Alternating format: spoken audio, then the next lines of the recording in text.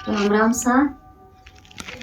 कोई ब्याह वे शादी रेवे तो घणे जीरे वारा रे महीने में आपने बताऊं तो घणे जीरे काई करनो के थाली लेवणी, थाली लेन थाली में साके मोड़लो, साके मोड़ और आका गुड़ घी मंगलेश में मोड़ी एने सुपारी एने फूल मतलब पुष्प ए हैंग ले एने माला एने पत्रिका ए हैंग थाली रे में एने हैंग सजाई एने भगवान विनायक जी थान जाय एने गणेश जी ने भोग लगाई एने गणेश जी ने निवृत्त एने फचा पर घरो काम आप स्टार्ट कर जन रिद्धि सीधे रदा तारा पर कोई बात री कमी नहीं है।